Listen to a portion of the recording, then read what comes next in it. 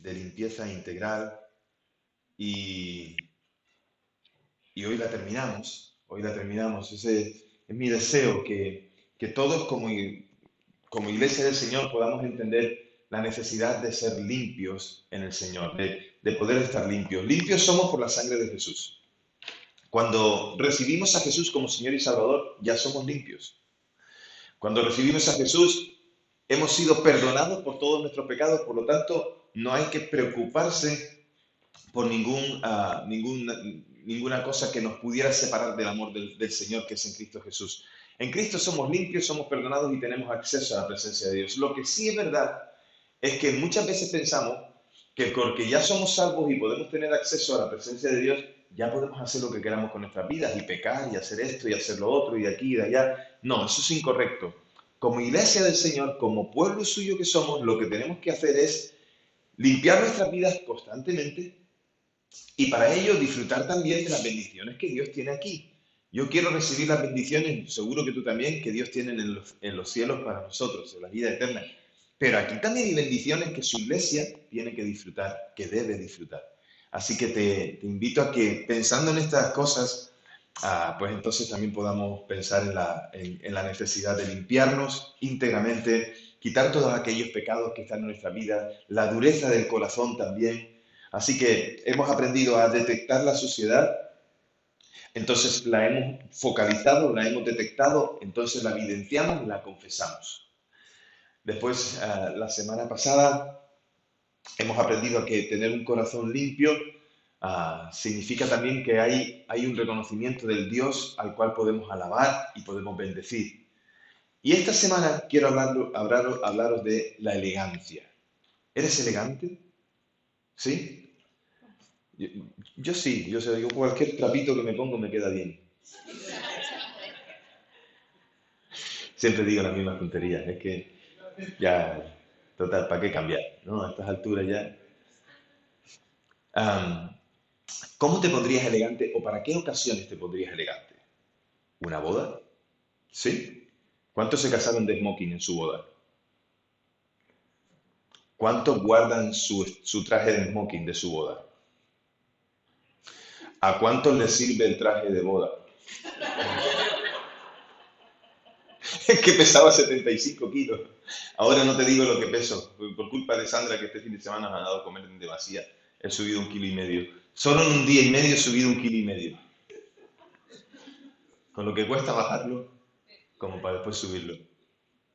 Nos pondríamos elegante, por ejemplo, para hacer una visita a un alcalde, a un presidente del gobierno. Nos pondríamos elegante, por ejemplo, si vamos a visitar a un buen cliente. Nos pondríamos elegantes, por ejemplo, si queremos conquistar a un hombre o una mujer, si es mi novia o es mi novio. Nos pondríamos elegantes en determinadas ocasiones y trataríamos de que todos los detalles de nuestra vestimenta estuvieran en ese orden de decir, bueno, estoy elegante. No solamente es la elegancia, es también en la limpieza, la pulcritud, ¿verdad? No solamente tiene que ver con la ropa, tiene que ver con el aseo personal, en la manera en la que me peino, en la manera en la que tengo las uñas, en la manera en la que me he puesto colonia. Entonces, cuando voy a hacer una visita importante, o cuando hay un momento especial en la vida, nos queremos poner elegantes porque tal vez la ocasión lo merece, o tal vez la ocasión no lo merece, pero simplemente te gusta estar elegante, ¿verdad? Me encantaba mi madre. Mi madre siempre le gustaba estar visiblemente no bien, sino mejor que bien. Estaba en el hospital y cuando estaba en el hospital siempre decía, después de que se duchaba y tal, y tenía que meterse a la cama, lo primero que decía cuando se metía a la cama es, dame las pinturas. Y le teníamos que dar su bolsito con las pinturas y ella allí con sus espejitos, ella se ponía, pim pam, se arreglaba y decía, que viene la gente a verme y tengo que estar presentable. Por dentro estaba hecho en la pobre un desastre, pero por fuera ella tenía que estar presentable. Mi madre iba el domingo a la iglesia y siempre todo el mundo tenía que ver con ella. Ay, Yaya, qué elegante está, qué nada. Mi madre, desde que era una niña, la llamaban Yaya, es el diminutivo de Leocadia, por lo menos en Canarias así se decía, Yaya. Y entonces mi madre siempre estaba de punta en blanco, siempre. Muy, muy, muy elegante, siempre ella con sus vestidos y tal. Y después decía, ay, Yaya, pero ese vestido, o esa ropa me suena familiar. Dice, sí, esto era un vestido que tenía, que lo arreglé porque ella cosía. Mi madre cosía, Mabel. Sí, le encantaba. Alguna vez me hizo alguna camisa a mí y todo. y le encantaba coser, pero para ella. Y a lo mejor se compraba una ropita en una tienda, ¿no? O sea, por ejemplo, ¿no? En Periquito de los Palotes, por no dar publicidad a nadie. Compraban y dice, pero esto lo voy a mejorar. Y lo mejoraba.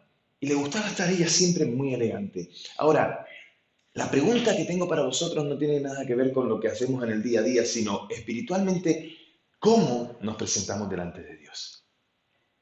Y sobre todo, ¿cómo esperamos estar en la presencia de Dios? Pues hay un pasaje en la Biblia que nos habla de elegancia.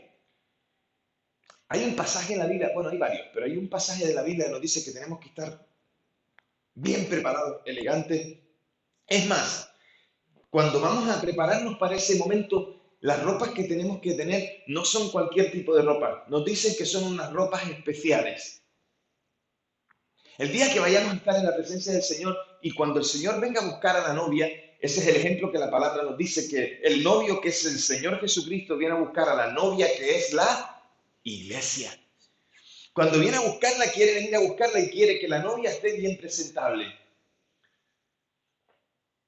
Cuando el novio viene a buscar a la novia, lo menos que piensa es que va a venir a buscarla con las chanclas de estar por casa, en pijama, con la bata, con las ojeras aquí caídas hasta abajo. Cuando el novio viene a buscar a la novia, la quiere guapa, elegante, preciosa, hermosa. Pues cuando el Señor venga por nosotros, quiere que la iglesia esté elegante, que esté bien preparada, perfumada, que tenga buenas ropas, que no porque sean caras, sino que sean las ropas que tienen que tener puestas. Y eso es lo que vamos a observar hoy en la palabra. Apocalipsis capítulo 19. ¿Tienes Biblia? Búscalo en tu Biblia. Apocalipsis capítulo 19, versículos del 1 al 8. Aquí vamos a descubrir qué tipo de iglesia espera el Señor. Una iglesia elegante. La tela que se va a poner no es cualquier tipo de tela. Es una tela especial. Es una tela especial. ¿Lo leemos? Vamos a leerlo. Después de esto, oí una gran voz como de una gran multitud en el cielo que decía, ¡Aleluya! Salvación, honra, gloria y poder son del Señor nuestro Dios. Porque sus juicios son verdaderos y justos, pues ha juzgado a la gran ramera que corrompía la tierra con su fornicación y ha vengado la sangre de sus siervos de la mano de ella. Otra vez dijeron, aleluya, el humo de ella ha de subir por los siglos de los siglos. Entonces los 24 ancianos y los 4 seres vivientes se postraron en tierra y adoraron a Dios, que estaba sentado en el trono. Decían, amén, aleluya. Y del trono salió una voz que decía, alabad a nuestro Dios, todos sus siervos y los que lo teméis, así pequeños como grandes. Y oí como la voz de una gran multitud, como el estruendo de muchas aguas, y como la voz de grandes truenos, que decía, aleluya, porque el Señor nuestro Dios Todopoderoso reina. Gocémonos, alegrémonos y démosle gloria, porque han llegado las bodas del Cordero, y a su esposa se le ha preparado, y a ella se le ha concedido. Fíjate aquí, estas son las vestimentas que tiene que tener la novia, la esposa, la iglesia.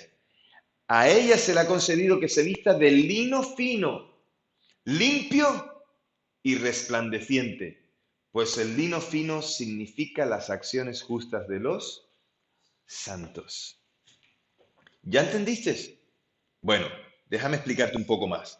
Déjame explicarte un poco más qué es ese lino fino y qué es lo que el Señor quiere mostrarnos aquí. Muchos entienden el Apocalipsis como un libro de futuro. Es un libro de cosas que van a suceder en el futuro. Pero mira, quiero decirte algo y tal vez te desmonto algunas cosas con ello. En realidad tiene que ver con cosas que van a pasar, pero toda la Biblia tiene que ver con cosas que van a pasar. Pero el Apocalipsis fue escrito para un presente, para gente que estaba sufriendo persecución. Gente que estaba siendo perseguida por Roma por causa de su fe. No solamente por Roma, sino que los propios judíos también estaban persiguiendo a los cristianos.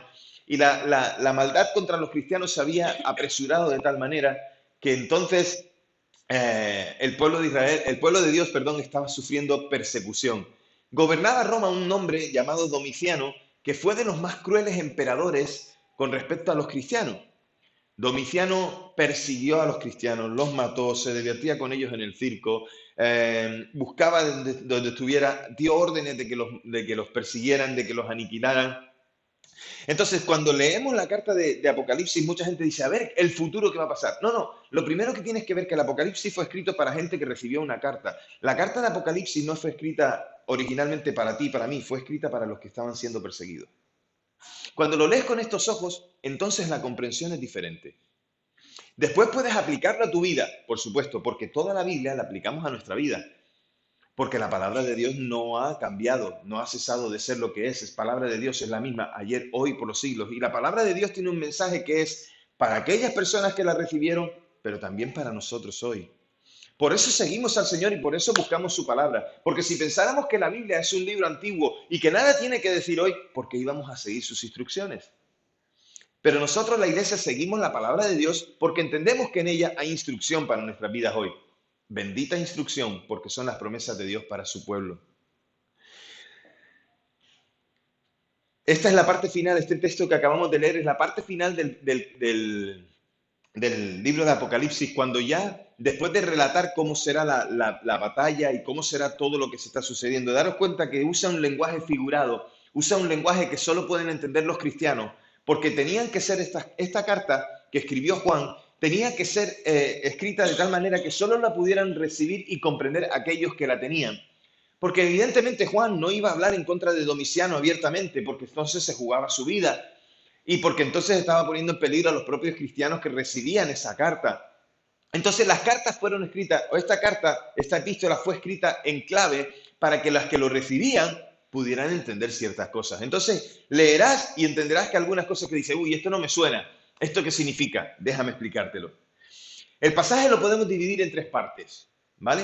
Esas tres partes, la primera tiene que ver con el versículo 1-2. Esto es un canto de alabanza a Dios. Todo el pasaje que hemos leído es un canto de alabanza a Dios porque manifiesta tres grupos diferentes que están alabando a Dios. Y entonces, ¿por qué le están alabando? Porque a pesar de toda la persecución, a pesar de todo el malestar que estaban sufriendo por causa de ser perseguidos, a pesar de todas esas cosas, ellos tienen la esperanza en la victoria del Señor. Y esa esperanza es lo que les hace ir hacia adelante, contentos, alegres, felices. Los dos primeros versículos nos invitan a pensar en la alabanza que daban los cielos, la alabanza que daban los ángeles. Y esa alabanza, esa descripción, tiene que ver porque hay una semejanza hablando de Babilonia. Dice Babilonia era un pueblo que estuvo muchos años antes de que Juan escribiera esta carta. Pero al referirse a Babilonia se estaba refiriendo a Roma. Cuando habla de Babilonia, habla de Roma. Habla del imperio y entonces está hablando de Babilonia como que es el pueblo que está castigando. Roma está castigando a los que persiguen a los cristianos. Así que el cántico es aquí, en el Apocalipsis 18:20, también dice, alégrate sobre ella. ¿Sobre quién? Sobre Babilonia. Alégrate, pueblo de Dios, en medio de la persecución o de aquel que te persigue. Oh santos y apóstoles y profetas, porque Dios ha dictado sentencia a vuestro favor contra ella. ¿A quién va a traer la victoria el Señor? A su iglesia. ¿Y contra quién irá? Contra aquellos que persiguen a la iglesia.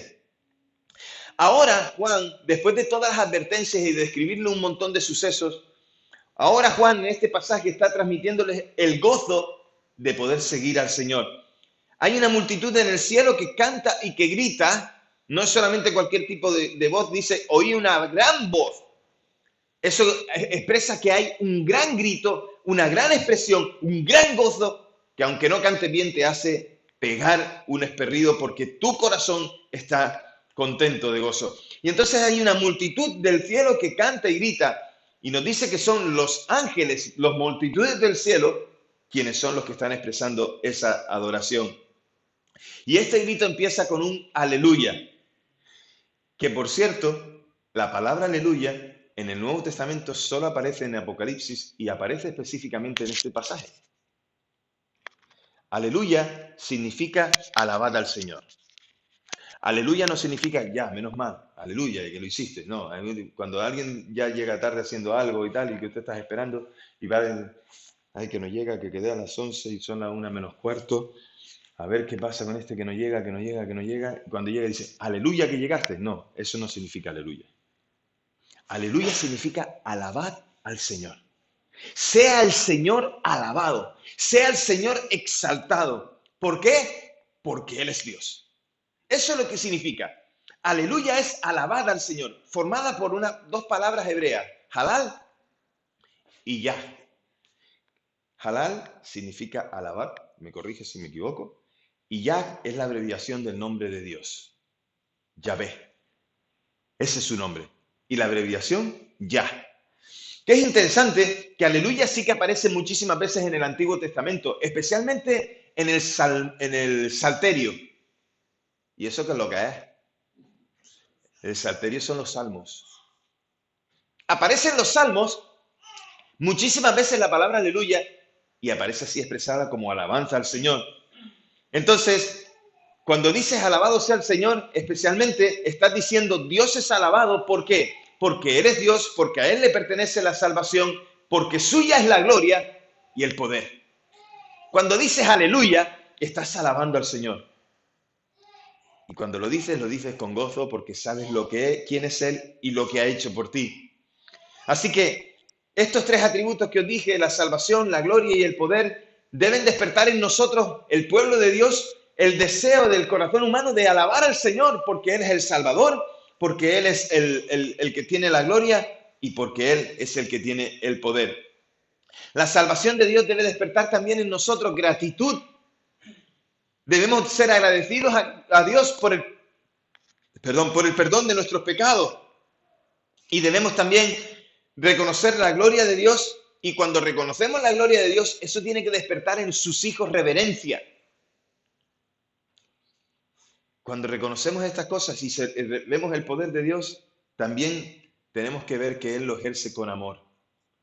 Porque Dios tiene poder para hacer cualquier cosa, pero lo ejerce con amor. Cuando nosotros vemos la salvación, la gloria y el poder, ¿sabe que tiene que despertar en nosotros, sus hijos? En los hijos de Dios tiene que despertar confianza. Debemos confiar en Dios. Porque Dios no es cualquiera.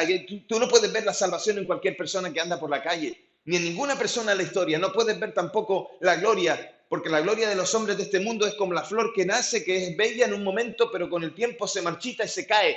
Tampoco puedes ver el poder de los hombres, porque el poder de los hombres se ejerce en un momento del tiempo, y el poder de los hombres es ejercido dentro de su propio pecado, en vanidad, en orgullo, en avaricia. Pero Dios es Salvador, tiene gloria y tiene poder. Y solo en Él podemos ver esto. Y cuando tú defines a Dios de esta manera, entonces tú dices, Dios, en ti sí que puedo confiar, no en ningún hombre de la tierra. En ti, Señor, yo puedo estar seguro porque tú me das confianza. Yo puedo mirarte a ti, puedo adorarte por quien eres. Y lo que está expresando Juan a esta iglesia perseguida es este mensaje de gozo y esperanza que también en el cielo se da. La salvación, el poder, la gloria es del Señor. La gratitud, la reverencia y la confianza son los tres elementos de una verdadera alabanza. Cuando alabas al Señor, cuando dices aleluya, cuando alabas al Señor cantándole o desde tu corazón sirviéndole, es mostrando esa gratitud, esa reverencia y mostrando esa fidelidad, esa confianza. Dios es alabado porque Él aplica su justo juicio, su verdadero juicio sobre la gran ramera. Y cuando habla de la gran ramera, se refiere a Babilonia, que así fue definida en el Antiguo Testamento. Pero Dios dice que Babilonia aquí era ¿quién? Roma. Se refiere a Roma, al imperio, como la gran ramera, aquella que se corrompe y se aparta de Dios. Aquellos que se corrompen y se apartan de Dios. El juicio es inevitable y el juicio es consecuencia del pecado. El juicio será. Y Dios es el único perfecto en sus juicios por tres razones. Primero, porque solo Él puede ver los pensamientos y los deseos más íntimos de la persona. Segundo, porque Él es el único que tiene pureza, que puede juzgar sin prejuicio. El juicio de Dios es perfecto. Tercero, porque Él es el único que tiene la sabiduría para encontrar el juicio correcto y tiene el poder para aplicarlo. Y lo hará. Y lo hará. La gran ramera aquí es juzgada porque se corrompió. Y corrompió todo lo que estaba a su alrededor. No solamente ella, sino también todo lo que estaba a su alrededor. El peor de todos los pecados, ¿saben cuál es? Enseñarle a otro a pecar. El peor de todos los pecados es enseñarle a otro a hacer lo incorrecto o hacer lo malo. Y hay una razón para regocijarse, nos dice Juan. El juicio de Roma es la garantía de que Dios nunca abandona a los suyos de manera indefinida. Dios hará su juicio. La segunda parte de este cántico no la hacen los ángeles, la hace la naturaleza que Dios creó y la iglesia. Los versículos del 3 al 5 que antes leímos nos muestran esto. Los ángeles cantaban también un segundo aleluya, porque dice otra vez dijeron aleluya. Y dice que estos cantaban, pero se unían a alguien. ¿A quién? Ya os dije, a la naturaleza y también se unía a la creación y también a la iglesia. Alaban a Dios porque Babilonia, después del juicio, la gran ramera, Roma, ya no tiene ningún poder. Y solo sube desde donde estaba, solo que sube, ¿qué es? Ceniza, humo. Porque ya no tiene poder. Porque una vez que ha ocurrido el juicio, Dios sale victorioso. Y aquello no tiene ningún valor. Esta imagen que Juan escribe, este ejemplo de ese humo que se levanta y de la destrucción ocurrida por el juicio de Dios, Juan tiene una imagen en su mente. ¿Saben qué imagen tiene en su mente? Tiene un pasaje del Antiguo Testamento, de Isaías 34:9. Y qué interesante que cuando Juan aplica esto para la iglesia que está siendo perseguida, no se basa en sus propios pensamientos, ni en aquellas cosas que él dice pensando que va a ser mejor. Qué interesante que Juan basa sus conocimientos y sus comentarios a aquellos que les leen en la palabra de Dios. Qué importante es que nosotros, la iglesia, basemos nuestra vida, nuestras palabras, nuestro conocimiento en la palabra de Dios. ¿Y cómo hablaremos la palabra de Dios? Conociéndola. Sin conocerla, no la hablaremos. A esa alabanza se unen 24 personas. Dice que son los 24 ancianos y se unen los 4 seres vivientes. Los 24 ancianos representan a los 12 patriarcas y representan también a los 12 apóstoles. Y por tanto representan a toda la iglesia. Los 4 seres vivientes representan dos cosas. Por un lado, lo más valeroso, fuerte y sabio y rápido de la naturaleza. Y por otro, la segunda cosa, a los querubines. De ahí que el himno de alabanza que entonan los 24 ancianos y los 4 seres vivientes sea un canto de todo el pueblo de Dios, de todos los tiempos, de toda naturaleza. Ahí se une toda la fuerza de la naturaleza y toda su belleza al cántico que dan los hombres que aman a Dios. Se convoca a estos dos grupos a alabar al Señor. Es la convocatoria. Y ahí le adoran.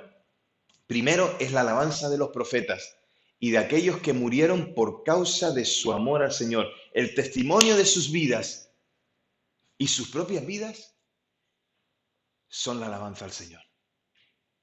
Permanecer fieles en medio de la persecución eran su alabanza a Dios. Y lo que Juan en cierta manera está diciendo es, los profetas que sufrieron y aquellos que murieron por causa del Señor, levantan su adoración al Señor, unámonos nosotros a ellos. Alabemos al Señor, gocémonos en su presencia. La segunda cosa aquí es que están los pequeños y los grandes, los que creyeron en el Señor de todos los tiempos, alabando al Señor por sus poderosas obras, porque Él es poder. La tercera parte del cántico es el cántico que hacen los redimidos, los rescatados, los que han sido perdonados por el Señor. Los versículos del 6 al 8. El grito final, y oí como la voz de una gran multitud. Hombre, pues yo no sé tú, pero como tienes ya sabes que yo tengo la imaginación, la tengo que me desborda. Y más si son para los pasajes bíblicos, es que vamos. Cuando dice, y oí como la voz de una gran multitud, yo no me imagino, no sé, a millares de gente. ¿Eh? Ustedes imaginen Imaginen, nunca he estado, pero imaginen el Camp Nou, ¿cuánta capacidad tiene? ¿100.000 personas? ¿80.000? ¿90.000? ¿Cuánto? ¿Eh? 100.000 más o menos. Vale. Imagínense a la gente en el Fútbol Club Barcelona ahí animando al equipo y vamos, Barça, Barça, venga, Barça.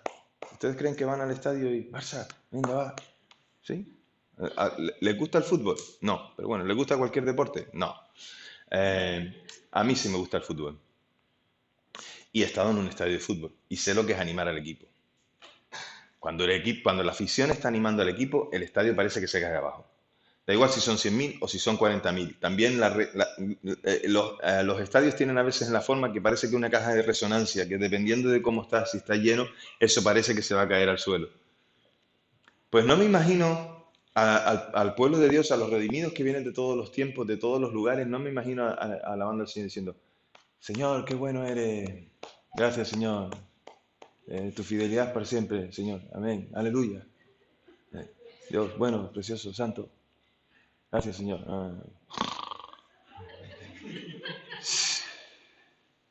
No, no me imagino así. Yo me imagino aquí un estruendo.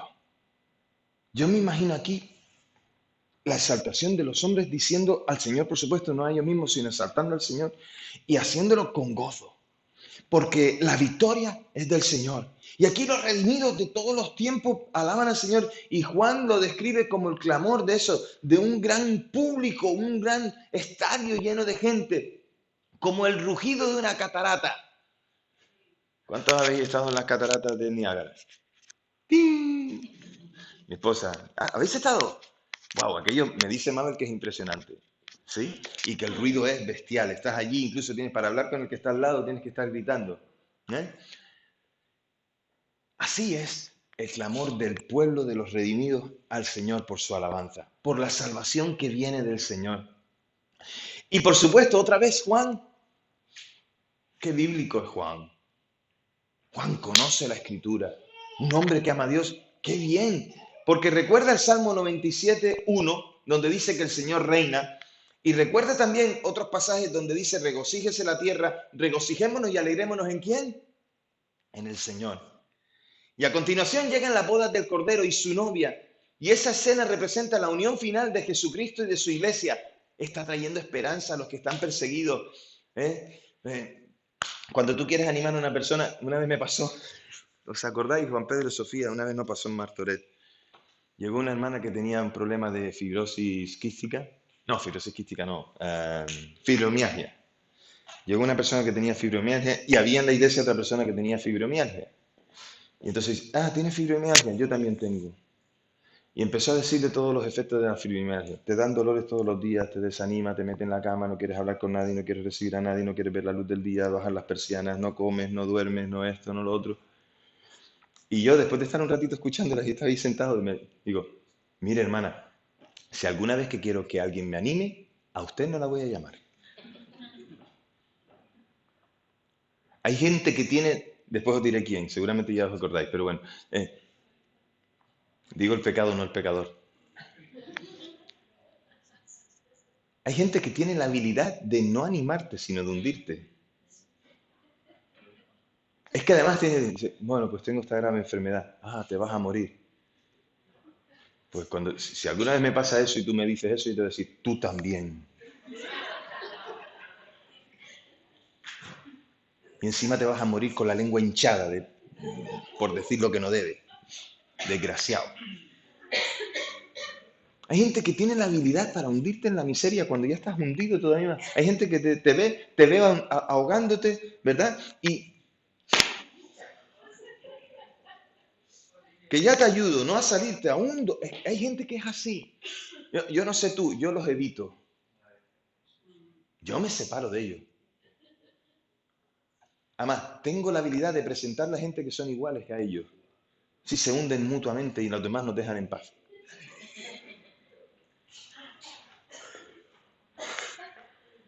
El Señor hace que Juan anime a su iglesia porque están derrotados, están tristes, se están escondiendo, Salen a la calle y para identificar a otro cristiano hacen algún tipo de símbolo en la tierra, como por ejemplo un pescado para identificarse, o ponen el nombre de lo que significa pescado, ictus, y Jesucristo es el Señor, para identificarse unos a otros.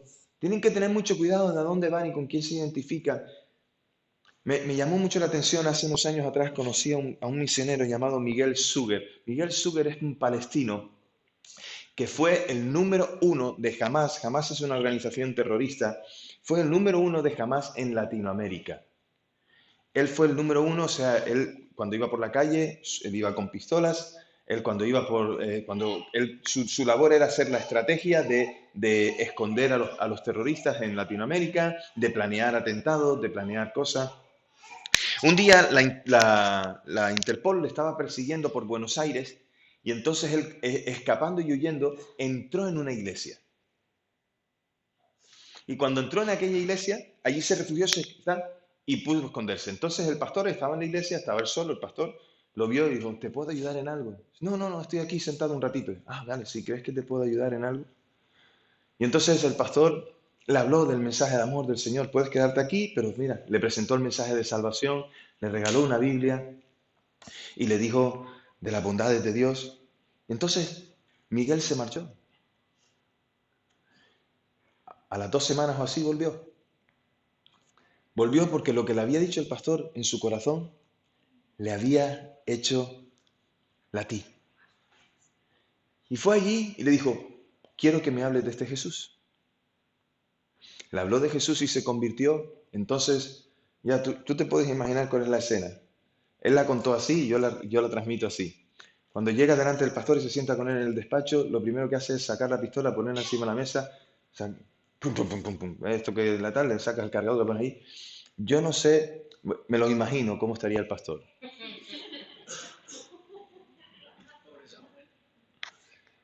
Yo no sé tú, pero yo no me lo... Vamos, lo que no me lo imagino es dando, gloria a Dios, tienes una pistola, santo, santo, santo. Yo no me lo imagino así. Yo me imagino al pastor como hombre asustado. Lo cierto es que el pastor pudo ayudar a este hombre después lo enviaron a Brasil, allí le enseñaron en las palabras. Entonces ya fíjate, ahora no solamente lo perseguía la Interpol y lo perseguía el Mossad, que es el servicio secreto de Israel, ahora también los perseguían los palestinos y Hamas. Su conversión fue tan drástica y tan fuerte que estudió en un seminario en Brasil durante 4 años, se formó y cuando le dijeron, ¿en qué quieres servir al Señor? Quiero servir al Señor en Palestina. Y fue a Palestina a servir al Señor. Y allí le predicaba a los palestinos y le predicaba a los judíos. Para los palestinos un traidor, para los judíos un sospechoso, un enemigo. Así que allí estaba el hombre, ni con unos ni con otros. Pero empezó a hacer una labor humanitaria y la gente empezó a llegar a él y las personas se empezaron a convertir. ¿Saben cuándo se reunían?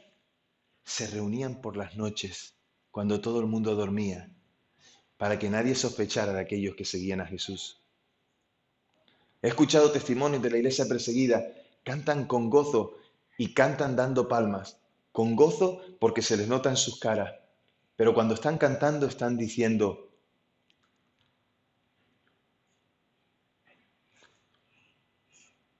y cuando dan las palmas, no se les puede oír, nadie puede sospechar. Predicaba, lo metían en la cárcel.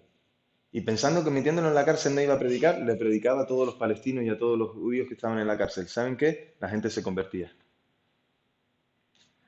Esta gente a la cual Juan escribe es una gente que está pasando persecución y él tiene que traerles un mensaje de victoria y un mensaje de esperanza, porque si no, esta gente se va a caer por la tristeza en su corazón de lo que están viviendo.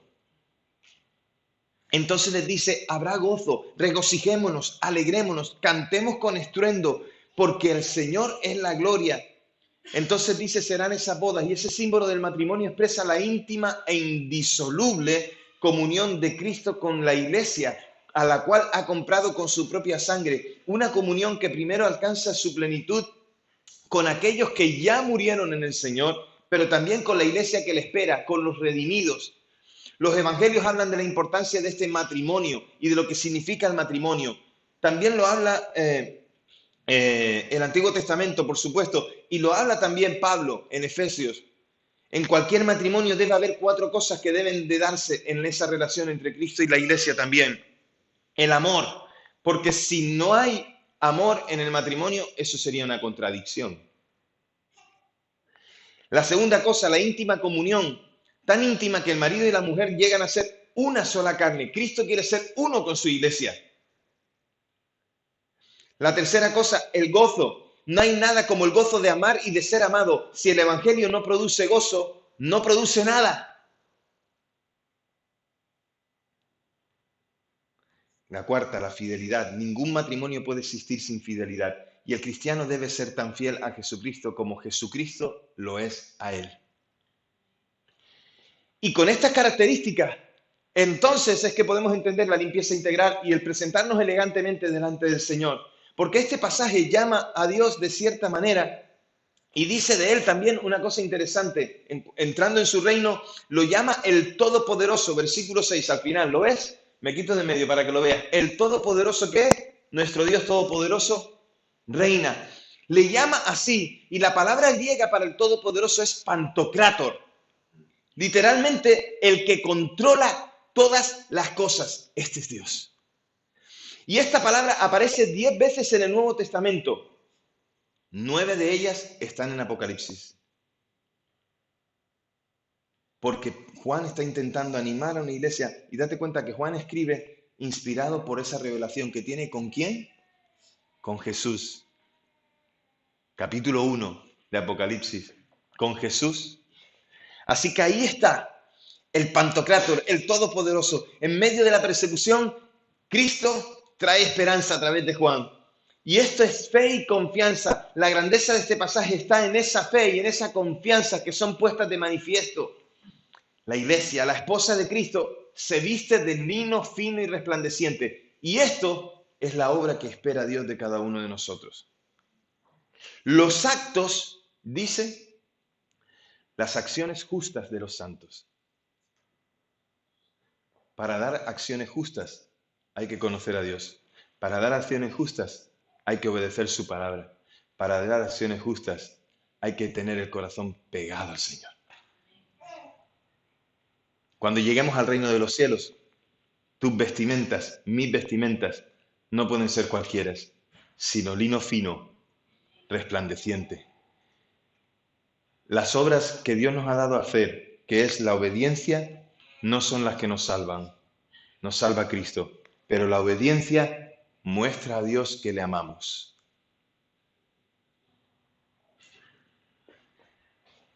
No obedezco para ser salvo. Soy salvo y por tanto obedezco. Te animo a obedecer al Señor por tu salvación. Hay un contraste aquí interesante entre el lino fino del Señor y después las características de la gran ramera. Escarlata y oro. Una tela preciosa y un gran mineral. Limpieza integral significa que mi vida tiene que ser enteramente del Señor. Iglesia, en esta mañana te exhorto, te animo en el nombre de Jesús a que tu vida sea limpia delante del Señor. Y no por tus obras, sino porque has confiado primeramente en Él como el Señor y Salvador de tu vida. Y es por eso que en esta mañana, si aún no lo has recibido como el Señor y Salvador, si aún no le has aceptado, una vez más te invito y te digo, cree en el Señor Jesús y serás salvo. Y en base a eso, deja que tu vida, y en base a la palabra y a la guía del Espíritu, deja que tu vida sea lo que el Señor quiere que sea. No te vayas de este lugar sin decirle sí a Jesús. No por mí, por ti. Por ti, por tu relación con Él, por lo que harás con Él. Señor, gracias porque en medio de toda dificultad y en medio de toda persecución, Mostraste a esta iglesia, mostraste a tu iglesia que te podía seguir y que podía tener esperanza. Y hoy, Señor, cuando tal vez se oyen, se escucha, se puede ver los tiempos, Señor, de maldad, cómo florecen, apelamos, oh Señor, en el nombre de Jesús, a que cuando abunde el pecado y la maldad, sobreabunde tu gracia, Señor.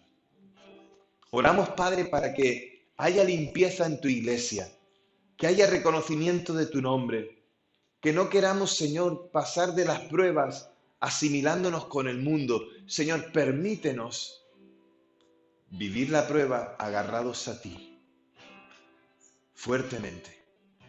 Gracias por tu palabra de consuelo en nuestras vidas. Gracias por tu palabra de ánimo. Gracias por esforzarnos, Señor.